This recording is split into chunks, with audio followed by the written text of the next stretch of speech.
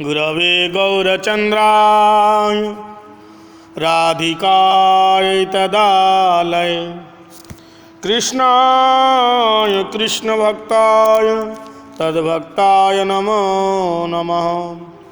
नमो विष्णुपादाय कृतिरत्नप्रियात्मने श्रीमते भक्तिवेदान्ति वामनयति नामिने। श्रीप्रभुपादाश्रिताय दयिनदयासिमूर्तये केशवार्पिता प्राणाय तस्मै श्रीगुरवे नमः।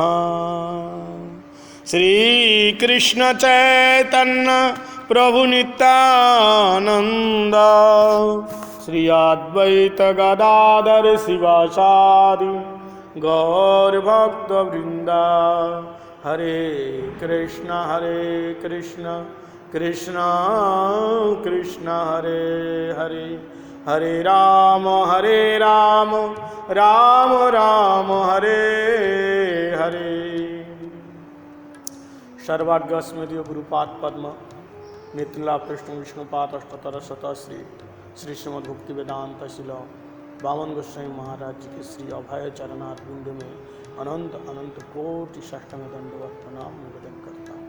एवं तत्पश्चात नित्यला कृष्ण विष्णुपाद अष्टोत्तर शतश्री श्री श्रीमद् भक्ति वेदांत श्री नारायण गोस्वामी महाराज जी के श्री चरण कमल में अनंत कोटि षष्ठम दंडवत प्रणाम निवेदन करता हूँ।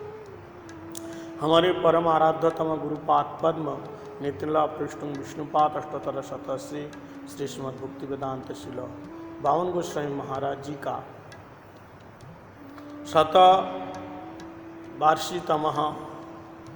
व्यास पूजा महामहोत्सव के उपलक्ष्य में शिला गुरु महाराज जी के संक्षिप्त जीवन चरित्र कथा हम लोग श्रवण करेंगे। विश्वव्यापी गौड़ीय वेदांत समिति के पूर्व आचार्य हमारे गुरुपाद पद्म थे। इनका आविर्भाव पूर्व बंगाल में, जो वर्तमान बांग्लादेश में खुलना जिला में हुआ। गांव का नाम है पीलगंज और पूष कृष्ण नवमी तिथि 23 दिसंबर 1921 इनका जन्म हुआ। शास्त्र में बताया भगवान जन्म कर्म च मे दिव्यम जो व्यक्ति तत्व त्यक्त पुनः जन्म नैति मामिति सहजना। जो व्यक्ति तत्वतः वैष्णव अथवा गुरुदेव अथवा भगवान का जन्म कर्म समझ लेते हैं तो नैति मामेति सहर्जुन। भगवान कृष्ण कह रहे हैं कि दोबारा उसका इस संसार में जन्म नहीं होता है। भगवान का जो जन्म है और कर्म है, जो एक बार तत्व तो समझ लेते हैं, दोबारा इस संसार में उसका जन्म नहीं होता है। ठीक इसी प्रकार वैष्णव का जन्म और कर्म भी दिव्य अलौकिक प्राकृत है। हमारे इसलिए गुरुपाद पद्म जब प्रकट हुए उनके शरीर में इतना प्रकाश था मानो सूर्य की तरह दिदीप्तमान और चंद्रमा की तरह स्निग्धता। एक बहुत सुंदर दिव्य शिशु के रूप में उनका आविर्भाव हुआ। उनके जो पितामह पूर्वाश्रम के, उनका नाम श्री प्रसन्न कुमार घोष, एक उच्च संभ्रांत शिक्षित जमींदार परिवार के थे। और उनके पिताजी श्रीमान सतीश चंद्र घोष और माताजी श्रीमती भगवती देवी। उनके जो नाना जी थे ये भी ब्रजेंद्र नारायण राय चौधरी, वे बहुत बड़े राजबाड़ी के एक उच्च घराने के जमींदार थे। उनकी माताजी श्रीमती भगवती देवी और बुआ जी श्रीमती निर्मला बोस।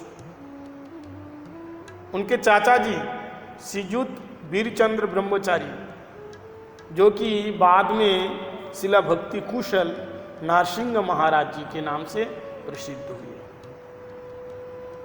हमारे शिला प्रभुपाद, जो कि विश्व भर में गौड़ीय मठों के प्रतिष्ठाता आचार्य ओम विष्णुपाद अष्टोत्तर शतश्री श्री श्रीमद् भक्ति सिद्धांत सरस्वती गोस्वामी ठाकुर प्रभुपाद जी के चरणाश्रित थे।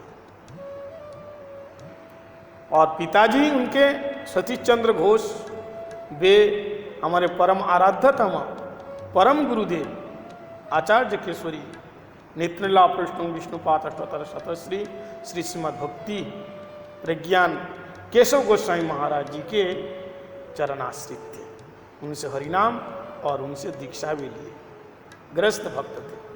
दीक्षा के बाद इनका नाम हुआ सर्वेश्वर दासाधिकारी।